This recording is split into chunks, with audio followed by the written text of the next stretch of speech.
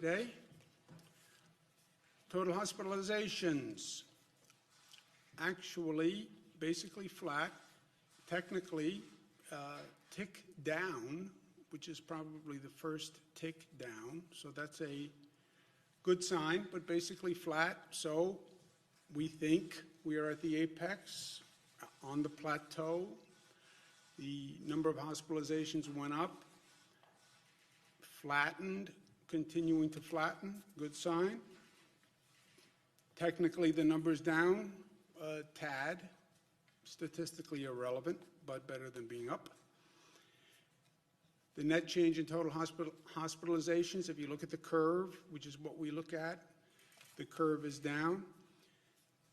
When you do the 3-day average, which is more accurate than any one day, because remember this reporting mechanism is new, we just put it in during this situation, so I wouldn't bet all the chips on any one day. But when you look at 3 days, you look at the overall curve, we think it's indicative. So the 3-day average is down. The net change in ICU admissions is down. Again, the ICU admissions I take with a grain of salt, since hospitals are no longer what they were, and they're basically all ICU wards. Intubations is a real number. That's the number of people who are being put on a ventilator. About 80% of those people will never come off a ventilator.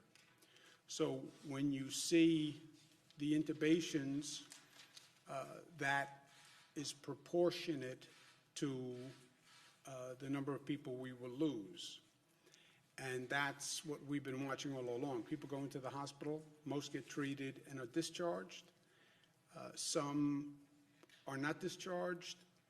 If they're intubated, about 80% of the people who are intubated will not come off the ventilator.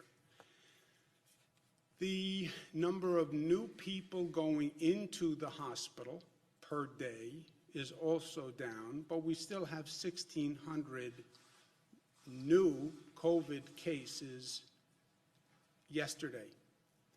So we have 1,600 people new coming into the hospital, some being discharged, and the net is what we've been watching, but it's also interesting to note that you still have 1,600 new people walking into the hospital or who are in a hospital and then diagnosed with COVID. So the volume is still high, and that's why the hospitals are still working very hard. We have been watching for growth outside of New York City, Long Island, Westchester, Rockland. That has basically been flat. There have been little hot spots here and there. The Department of Health has been very good and aggressive in jumping on those hot spots and tamping them down, test, isolate, trace. And you see the numbers by region across the state. Proportionately, obviously, downstate New York, which is what we've been talking about, but looking for growth towards Long Island, Westchester, Rockland. Rest of the state, proportionately, upstate is very, very low to everything else in the state. This is something else we're watching. This is the number of deaths in nursing homes, and the nursing homes have been an increasing issue. The nursing home issue was flagged by the first cases we had in the state of Washington, because that is the vulnerable population in the vulnerable place. And we've been worrying about nursing homes from day one, as we saw in the state of Washington. But you see the percentage of loss of life is getting higher in the nursing homes compared to the hospitals. Lives lost yesterday, 778. That number is up, and that is, to me, the most painful number. And it has been the most painful number every day, and those New Yorkers are in our thoughts and prayers.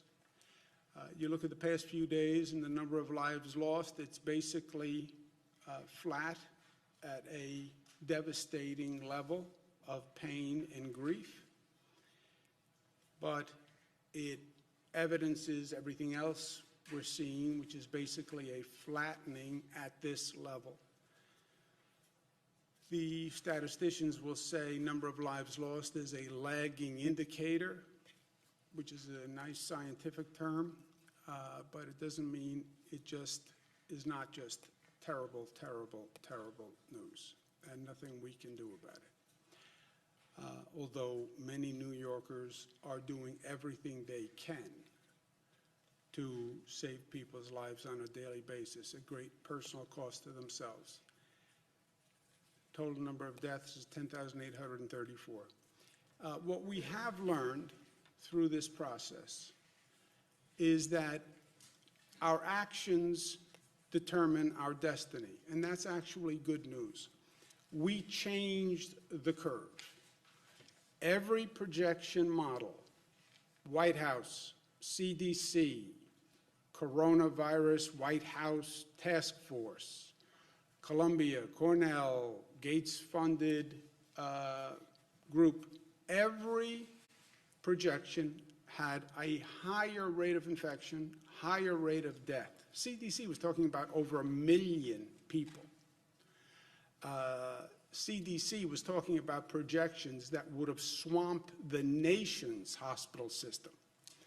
That didn't happen. Why didn't it happen? Because of what we did. And that's important to remember and realize. We changed the curve. Better way to say it is we are changing the curve every day. We have shown that we control the virus doesn't control us. And this is a big deal. Look, we could have been in a place where we couldn't stop the spread of the virus. We could have done this whole lockdown, closed down, shut down, and you still could have seen those numbers going up. That would have been a frightening place. We should take some comfort in the fact that we have demonstrated that we can actually control the spread of the virus. Now, tremendous, dramatic pain to do it, shut down everything. But thank God we can control the spread. Can you imagine how bad a situation it would be if we did all of this and you still saw those numbers going up? You lock up your family, you protect them, but somehow the virus still infiltrated the house. That would have been frightening. So there is good news in this. But there's also a caution flag. We are, in some ways, artificially controlling that curve. We've taken all these extraordinary actions, and we are reducing the rate of infection. That means whatever we do today will determine the infection rate tomorrow. It is total cause and effect. So you stop doing what you're doing, or you behave differently, and you will get a different result. And that's important to remember as we talk about reopening. Everybody's anxious to reopen. I get it. I'm anxious to reopen. Cara and Michaela want out of the house. I trust you. They trust me. They love me. They love spending time with me, but they're sort of done with the entire experience. And that's universal. People need to get back to work. The state needs an economy. We cannot sustain this for a prolonged period of time. Everybody agrees. But everybody will also say how you reopen is everything, because of the first point, which is we are now keeping down that rate of infection. And if you start acting differently, you will see a corresponding increase in that rate of infection. And the worst scenario would be if we did all of this, we got that number down, everybody went to extraordinary means, and then we go to reopen and we reopen too fast, or we reopen and there's unanticipated consequences and we see that number go up again. Well, you're being hyper cautious. Oh, really? Go look at other countries that went through exactly this, started to reopen, and then they saw the infection rate go back up again. So let's at least learn from past mistakes. We've laid out a way to reopen, coming up with a comprehensive plan. First, that is regional in nature. We have 7 states that we're working with. The virus doesn't understand state boundaries, doesn't understand that it needs a passport. You know, it defies all of our norms. So how do you put the best minds together in a 7-state area, come up with a regional strategy? Because the virus can get on Amtrak, the virus can get on a plane, the virus can get in a car and drive up 95. We're all connected. And in truth, since nobody knows where they're going, and nobody's done this before, let's think together and let's plan together. If we can't come up with a common plan, let's see if we can come up with a plan that's not contradictory.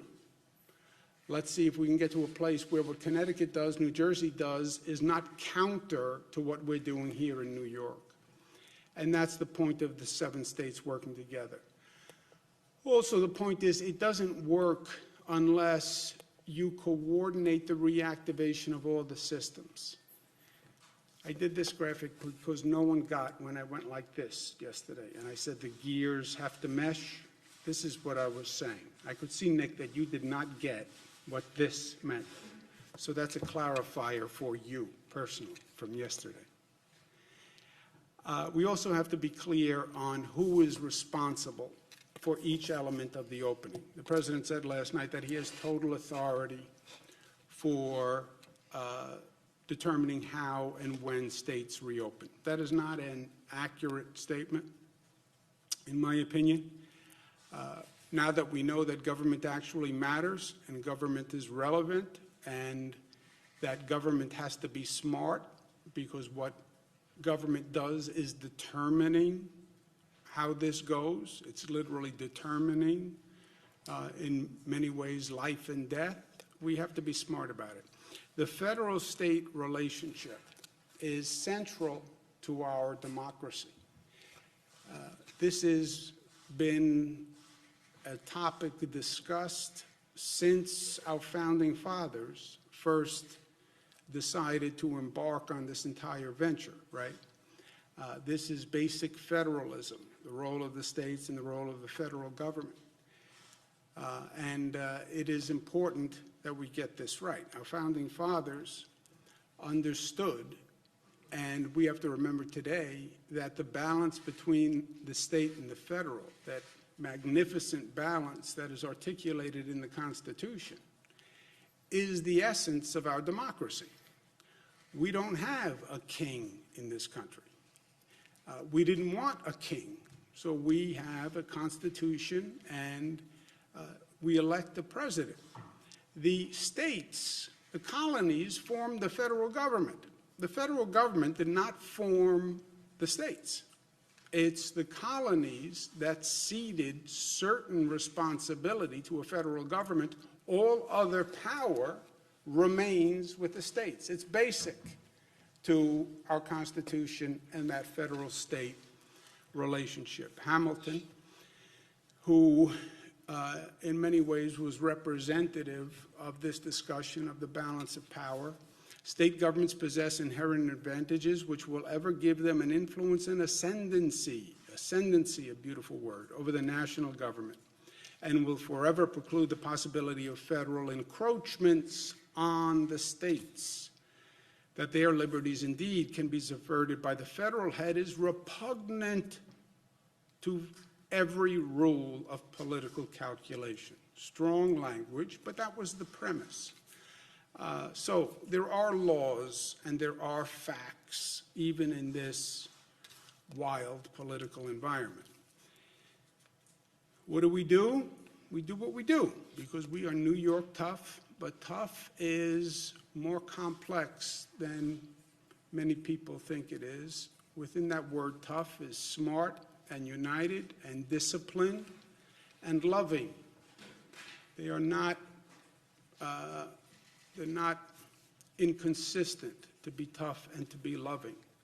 Let me make a personal point, not necessarily a factual point.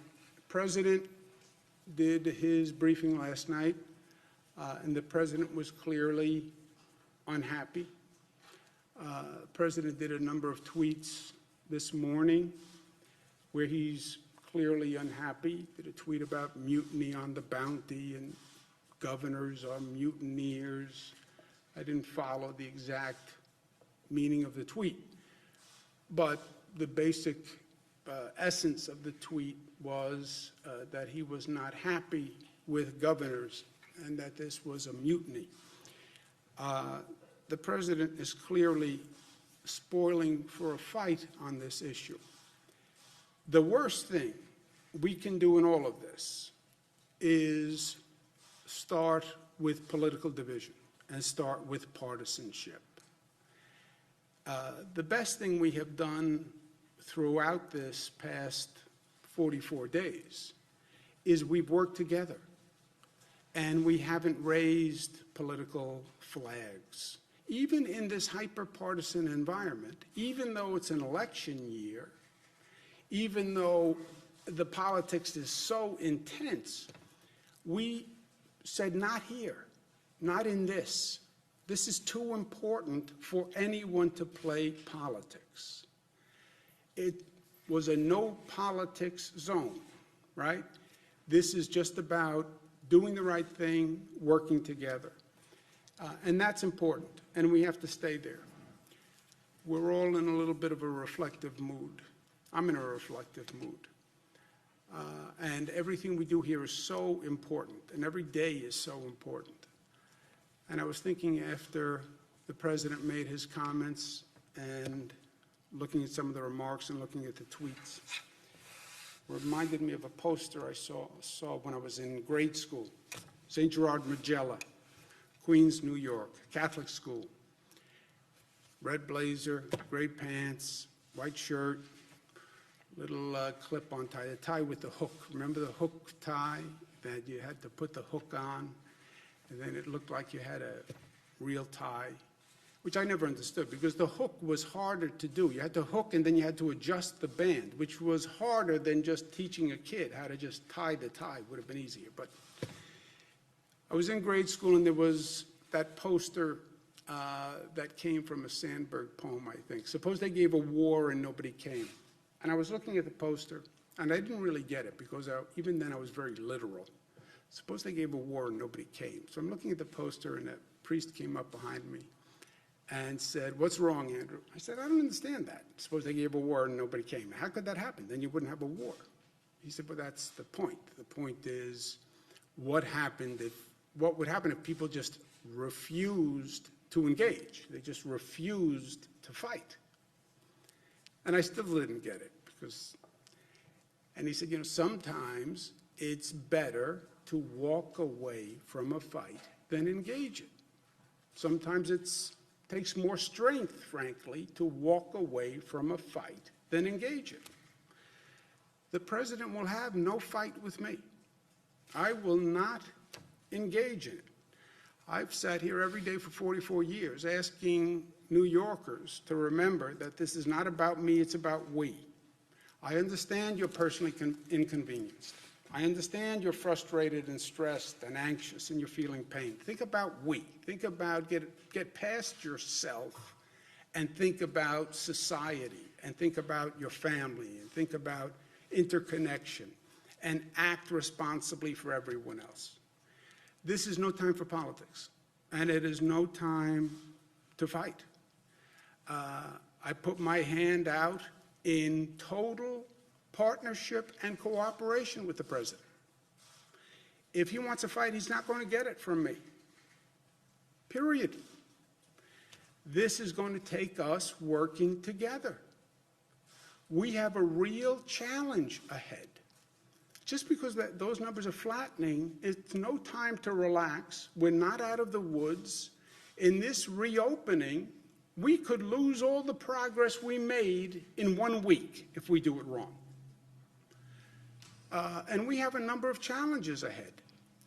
We have to figure out how to do this. How do you have a public health strategy that works with an economic reactivation strategy? Nobody has done this before. How do you start to increase the number of essential workers? How do you learn the lessons of the past? How do you start to do the massive testing that we're going to have to do here and that we don't have the capacity to do today? The capacity does not exist. The private sector companies that do testing, we can only get about 60,000 tests per month. That's not enough. We're going to do the antibody testing, but that's not enough either. how do we do this? Put together this whole testing system and do it in a matter of weeks. It is a real question. How do we use technology? Apple and other companies are working on using technology to do tracking. How do we do that? And how do we do it fast? And how do we take all our strength and our collective strength and take this nation's collective strength and figure out how to do those challenges? 50 years ago this week, Apollo 13 gets damaged 220,000 miles from Earth. Somehow they figure out how to get a spaceship back 220,000 miles 50 years ago. That's America. Okay, figure out how to do testing. Figure out how to use technology to do tracing. That's what we have to work on. And we have to do that together. We have to do as a government what our people have done, right? Sometimes political leaders can learn best from following people who are normally ahead of the politicians. Look at how people have been selfless and put their own agenda aside for the common good. Can't their leaders be as smart as they are? The answer has to be yes. So I look forward to working with the President in partnership and cooperation, but he has no fight here. I won't let it happen. And look, unless he suggested that we do something that would be reckless and endanger the health or welfare of the people of the state, then I would have no choice. But shy of that, I put my hand out to say, let's do this together. Questions? Governor, how many COVID cases and fatalities are at specific homes like Ohio and Connecticut? You screamed first. You don't have the same endurance. I don't. But screaming first matters. Governor, you're talking right now about making peace with Donald Trump, with the president, and yet you went on television 4 times this morning and were asked about it and opined about it repeatedly. You called him a king. You said that his press briefings were like a comedy sketch. Why didn't you just say no comment if you're trying to make peace with him? No, the first point is he does not have total authority. I mean, I'm a governor of a state. The statement that he has total authority over the states and the nation cannot go uncorrected. I mean, it's just a factual statement that is factually wrong. 10th Amendment to the Constitution. There's a whole body of case law. I mean, there are many things you can debate in the Constitution because they're ambiguous. This is not one of those things that is ambiguous. So that statement cannot stand. And it's not only violative of the Constitution, it's violative to the very concept of democracy. I mean, this was the first battle.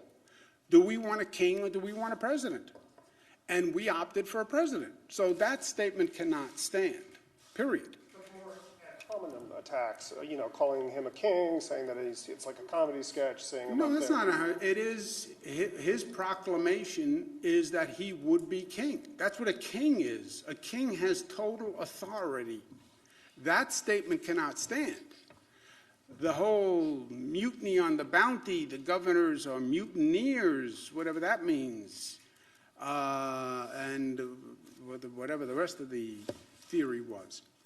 I'm not going to fight. I'm not going to get into that fight. Look, I bent over backwards. He said a nasty comment about what it was, but he's right.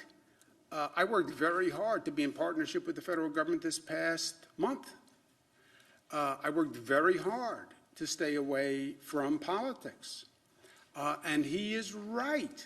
I did call and say I need federal assistance. I did call and say I need possible overflow beds. That he is right that he did move very quickly to get us Javits and the USNS Comfort. And I said that repeatedly. And I praised him for his actions. And he was right there too. The federal government has a very important role. I was a cabinet secretary. I did it for 8 years. I know how key the federal government is.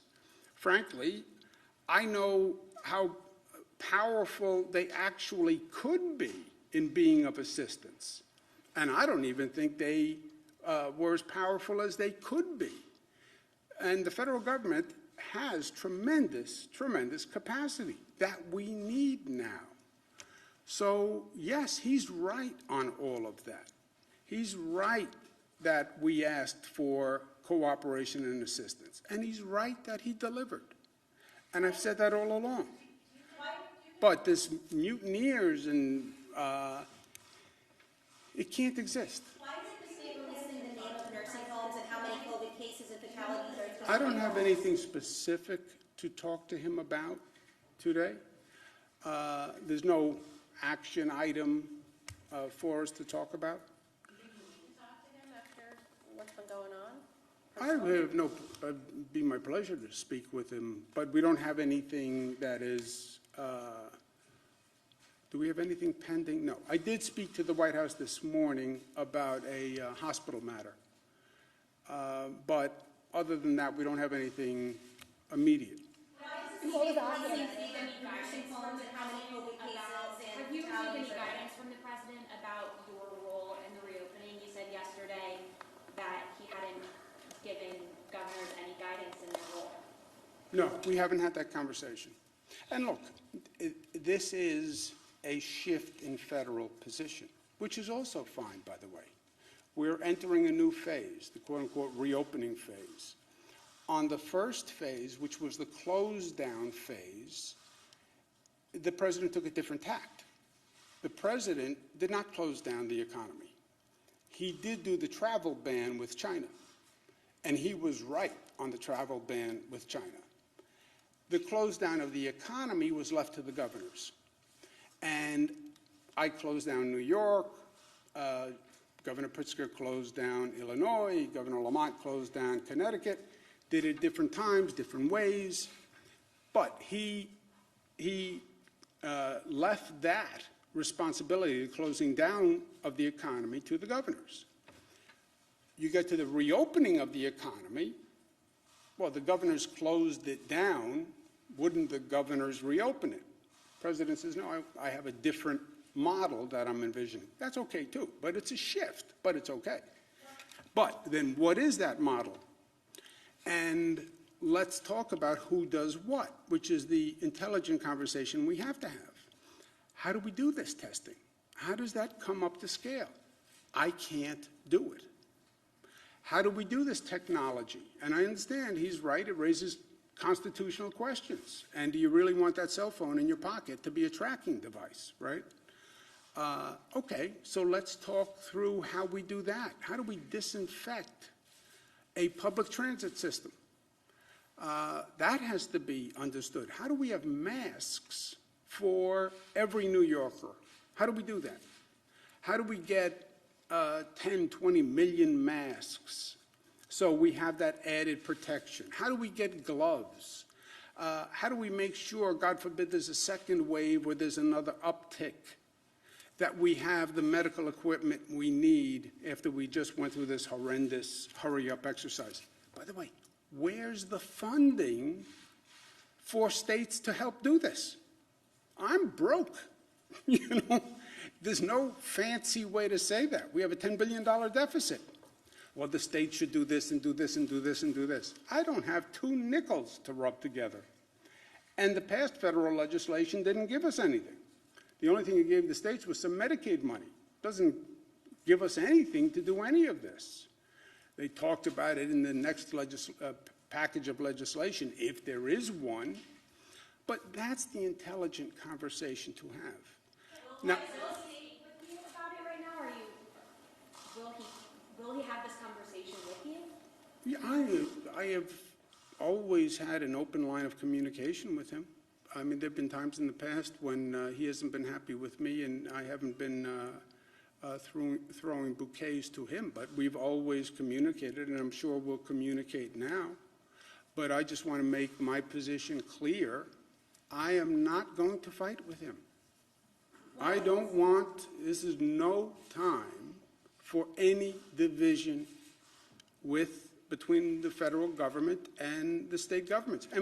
And the governors who I work with, Democrats, Republican governor in Massachusetts, it's not a political conspiracy. Governor Baker is a Republican. This is not about Democratic or Republican. It's just not. This is about New York, 10,000 lives lost. These were not 10,000 Democrats or 10,000 Republicans. These were 10,000 people, period. Forget the darn politics. Everyone's tired with it. Why is the state releasing the names of nursing homes and how many COVID cases and fatalities are specific homes, like Ohio and Connecticut's doing? Legal experts say that there's no HIPAA issue here. Okay, do you want to speak to that, Dr. Jim? We put out the nursing home death data by county yesterday, and as you could see, some of them had one case. What we're worried about is personal privacy protection, working with the Department of Health. There's there's about 600 nursing homes in the state. This goes for hospitals as well. There's some very small hospitals where they report out 1 or 2 deaths a day. We just want to go through the data and make sure we're not releasing any potential personal information, and as soon as that's done, that will be made available for people. So that's why we put the aggregate numbers out by county. That's what we're going through. We're getting reports of specific outbreaks at different nursing homes, so it's hard to tell. But, are there any nursing homes in particular that the state's seeing a huge problem at? We're seeing issues, like I talked about yesterday, in hospitalizations in different parts of the state. We look at total beds being used, we look at deaths, we look at all of that. In certain downstate parts of the region, New York City, in the outer boroughs, and Nassau County, we have seen increased cases, but that has gone across the board, whether it be hospitalizations or nursing homes as well. So that's now part of the county data that you do see. Ms. Hogan. Yeah, earlier you said that there's been 60,000 cases that you guys have the capacity to do a month. But, so one, is that true? 60,000 a month. But then Mayor de Blasio said that they're going to start being able to do 100,000 tests a week. 50,000 homegrown efforts, 50,000 purchased from an Indiana company. So how does that coordinate with state efforts? And again, is that 60,000 capacity correct? The signed on the dotted line, what's happening with the testing companies is the same thing that happened with medical equipment, PPE and ventilators. There are just a handful of companies that produce the private tests, and they're all private tests, by the way. A handful of companies that do it, and now every state is going to those companies to buy the tests. I've spoken to the head of the several companies myself, and they have a limited production, and now they have to allocate it to 50 states. And we're again in a bidding war competition with other states. I would say to the federal government, you take that piece. Don't replicate the 50-state pandemonium. You want to talk about an increased federal role. Let FEMA do the testing. FEMA should have, in my opinion, done all the purchasing of the medical equipment, and they should have allocated it. Why am I now competing for private testing capacity and private testing machines with Illinois and California? I want to get out of the eBay competition business for vital medical equipment and now vital testing. I would say to the President, you take it. God bless you. Because you have different bids and different promises from companies to different governments all across the country. Like I bought 17,000 ventilators, and then I didn't get, we only got about 3,000, 2,500. The same thing's going to happen with the testing. The city can get 50,000 made a Well, week, that's but the what, state can't. well, they're told that from a company. Do I believe we're going to see those numbers actually produced? No, because I think the same thing is going to happen that we just went through for the past month, where those companies are going to get oversubscribed, they're then going to bid up the price, and it's going to go to the highest bidder. We learned this lesson. I saw this movie. I just lived it for the past month. It cost taxpayers tremendous amounts of money. Private companies got very rich. You want to talk about going to a new phase with a different model? Let's inform it from the past model. Tell FEMA, you buy all the tests for the country, allocate them by need. This is where the cases are. New York, your X% of the cases. Illinois, your Y% of the cases. Massachusetts, your Z% of the cases. The federal government is going to buy them, and then the federal government is going to allocate them. Not this, let's give each government or level of government functions that they perform best. And one of the really painful lessons was all this crazy competing by states and cities for medical equipment. We're going to do that again?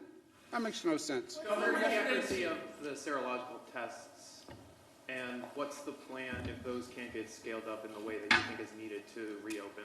What is the accuracy? What you're saying? It varies. There are many different tests there. We're looking at the tests that have, over 95% accuracy. We are working to scale this up both by our public lab, which is our state lab, the private sector labs that are out there. We're looking at those, as well as the hospitals, which have labs as well. And how do you address the false positive issue? Because if someone goes back to work, but they don't actually have antibodies like the test says, and then that creates its own problem. Well, we are looking at that. For example, our state lab, the test that we've developed is basically 6 standard deviations out, which basically means that you're really way up there over the 99% accuracy, if not higher. But you are right. Can I just follow up? You are right. There are different private sector tests with different accuracy rates. And that's one of the other complications. Go buy tests. Whose test, which test, what level of accuracy, and that, I think, it's something we have to figure out one way or the other, but I would say that's something the federal government should take. What's the capacity on that at this point? How many antibody tests can you do? You mentioned a couple of thousand, Right, so the state, will be by next week at 2,000 tests that we will be able to do per week at that point. 2,000 tests per day next week, yes. That still seems like a long way to go in a state of 19 million people, though, right? But that's that part, but we're also working with some of the private sector companies to be able to get in the tens of thousands of tests, as well as the hospitals. Several hospitals have developed tests. There are different ways to do these tests. You could do it as a blood test. We are looking at a finger stick test as well, where you just do a little blood spot, and there's technology for that as well. Yeah, but just to follow up on that for a second. Look, you could have a whole symposium on testing. There are 2 types of tests, the antibody test and the diagnostic test. The antibody test, state health department has a test, and you're right, it's their limited capacity. Let's say they can do, you said 2,000 a day, so let's say 14,000 a week. What is 14,000 a week going to do for you? And by the way, what can the antibody population really be in the scope of things, right? Antibody population, people who had the illness and have recovered. Okay, that's important to know, and we're very aggressive on antibody testing, but how many people are going to test positive, right? What % of the population at this point do you think had the coronavirus? What could a number be? 20%. 20%? 10%? Okay. You want to find that 10%, 20%, but then that's not enough to restart and get back to normalcy. That diagnostic test is going to be key. And now, think of the volume on that diagnostic test. We're 19 million people. How many diagnostic tests do you want to buy for 19 million people? And then multiply that by the nation. Look at the need. And I'm telling you, you literally have a handful of private sector companies that do this now. Well, how do you scale that up? I don't know. How did you get a rocket ship 220,000 miles back from the moon 50 years ago? But if you could figure that out, you can figure this out. And if the federal government wants to know a valuable role, this is going to be a key element to all of this. Basically talking about testing everybody for coronavirus in the entire state as a prerequisite to getting the No, you would never get there. If you said that was the prerequisite, you'd be closed ad infinitum. But you want testing capacity as a tool where businesses can use it as a tool. You want temperature taking, right? You open up a business, they're going to say, I want to take everybody's temperature as they walk in the door. All right, how do you take the temperature of 500 people walking into a business, you know? Just think of all the things you have to do, and then divide it between the federal government and the state government. We have to clean all the buses and all the trains. We want to clean all the park benches. We want to have a disinfectant solution where we have a cleaning protocol that we've never had before. We want the technology to do the tracing once we find the person who is positive, and we can retrace them through the technology. How do we balance that with individual liberties? There's a lot to do here. And the states cannot do this on their own. I'm not shy about capacity. I'm very proud of what we do in the state government. When I tell you I can't do something, it's the first time you've heard me say that since I've been governor. But I'm telling you, we can't do this. Joseph?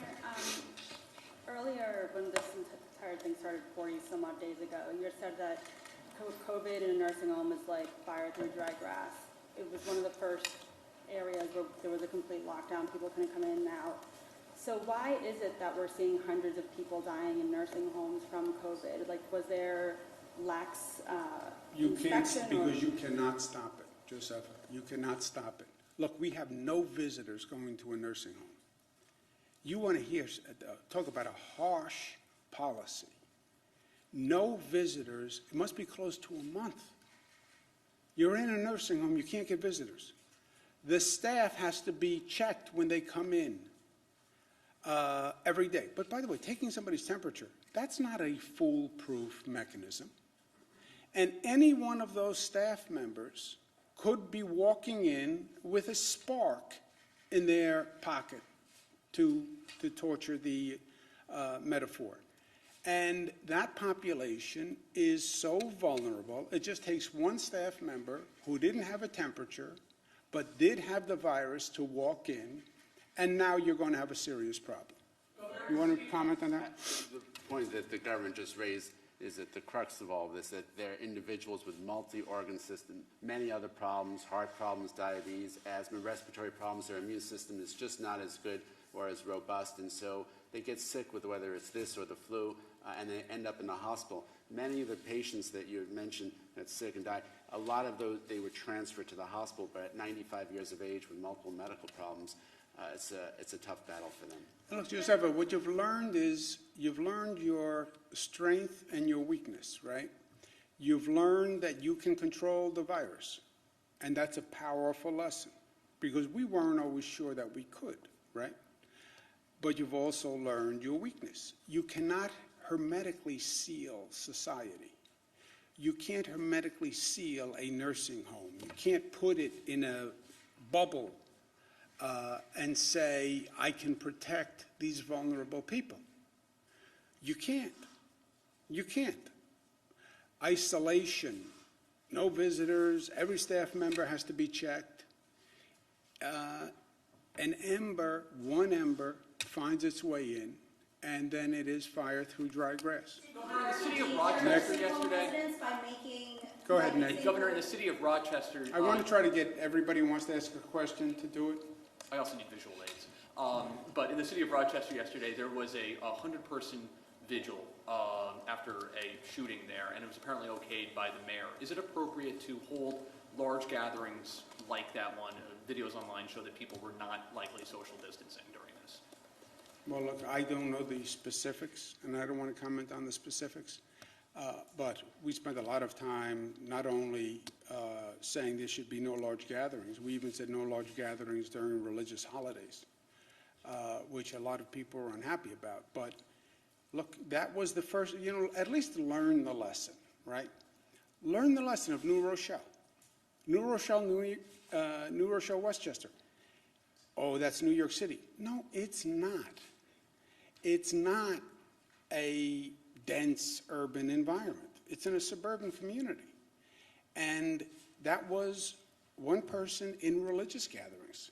That could happen anywhere in the country at any given time. So we learned that lesson, and we've been advocating that.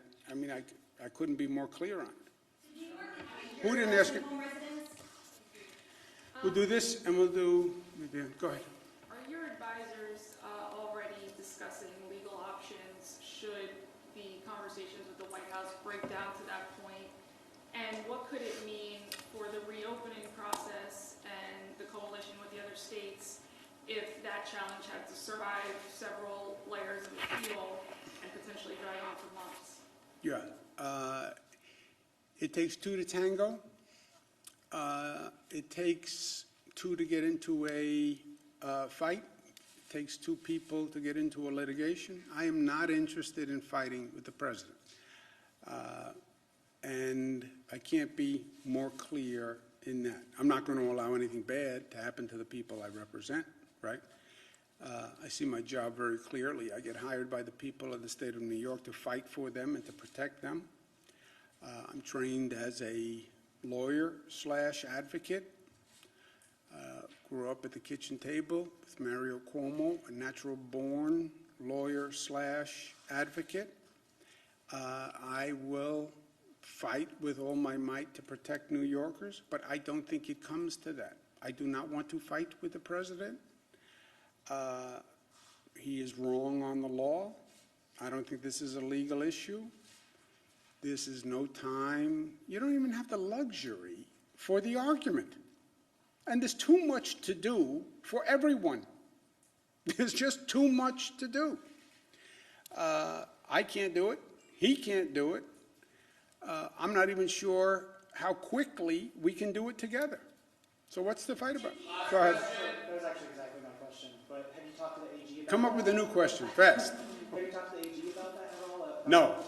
Got to be a better question than that. Go ahead. Would there be an argument of like state sovereignty, I guess? 'Cause That you would said- be the argument. Yeah, Constitution. you said on TV this morning that- I'd call Alexander Hamilton. Thank you, guys.